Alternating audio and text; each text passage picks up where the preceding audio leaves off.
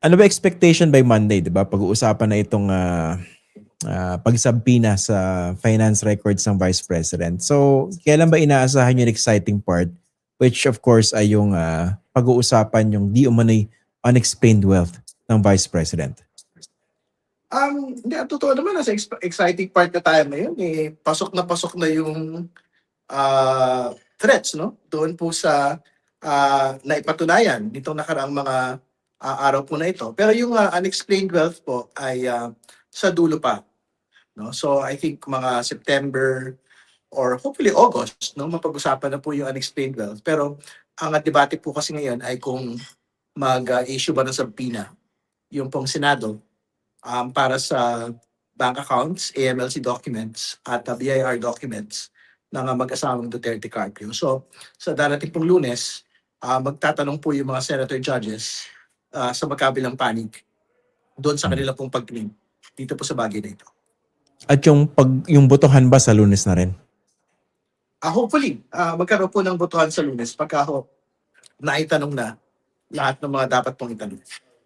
Okay, kasi 'di ba originally that was supposed to be yesterday.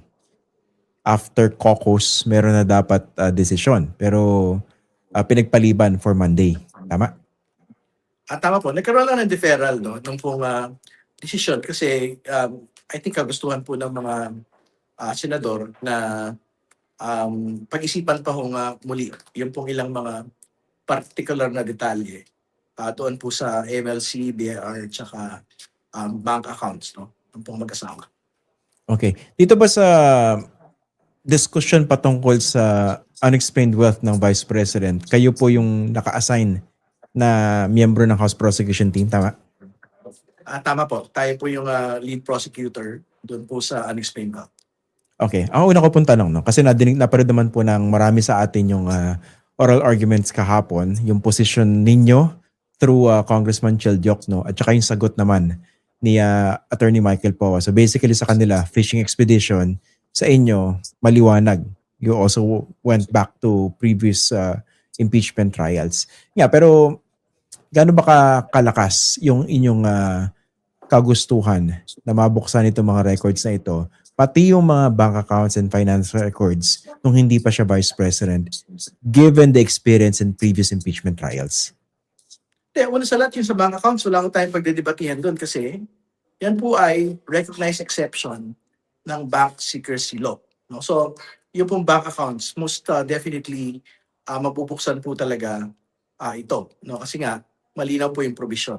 Yung pinagdedebatihan lang naman po yung AMLC at PIR confidentiality issues. No? Pero ang position nga ho namin dyan, hindi ho mahalo ng kapangyarihan ang Senate Impeachment Court sa kahit anong batas. Ang pinaghahalawan po niya ay yung pong constitution mismo para magpasabpina po ng mga dokumento to get at the truth.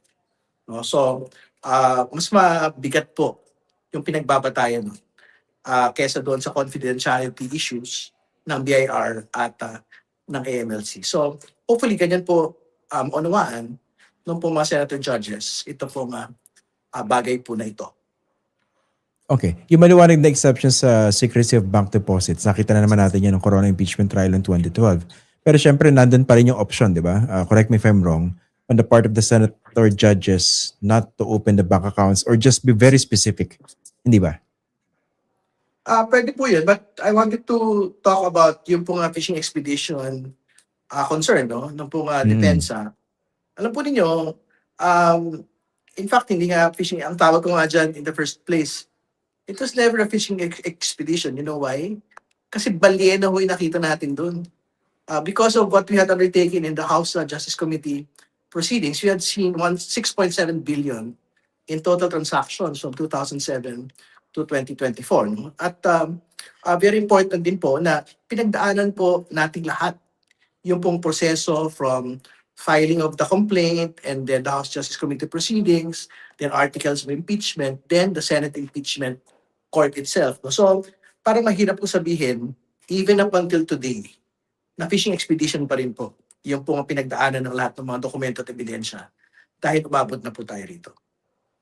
Yung argument na kailangan pa bang hukayin at halukayin yung kanyang bank records from way back from 2007. Kung ang pinag-uusapan lang dito, yung kanyang alleged impeachable offense during her term as Vice President. Ano yung sagot ninyo doon?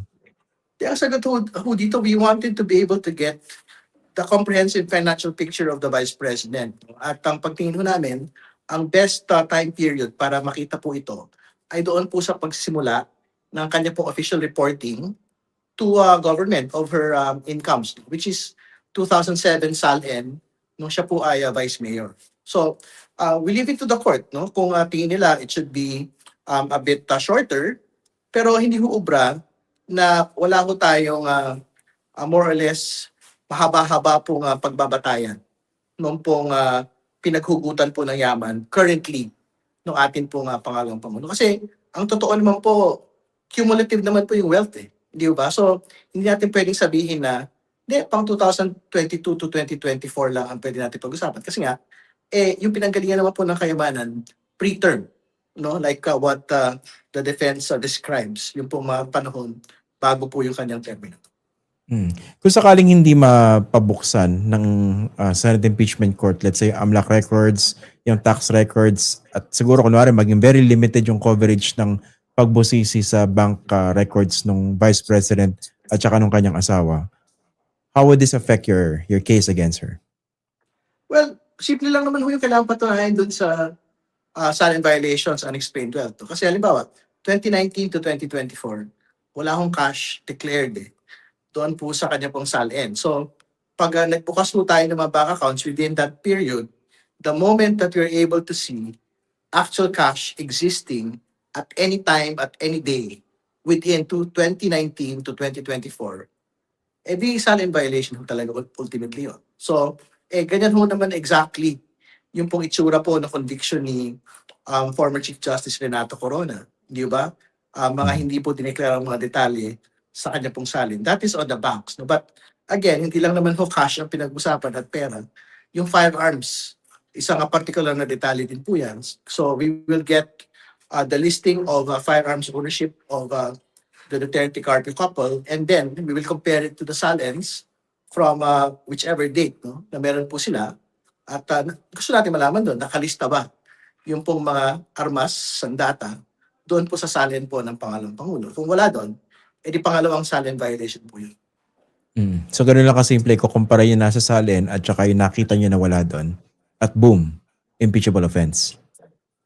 Tama po yun. So, hindi ko talaga naging matapat ang pangalawang Pangulo doon sa pagdedeklara ng kanya pong mga kayamanan at pag-aari sa kanya pong SALN. So, ibang bagay pa ho siyempre yung sa AMLC. Doon natin makikita the complete financial picture nung pong volume of transactions ng mag-asawang Duterte Carpio over the course of several years.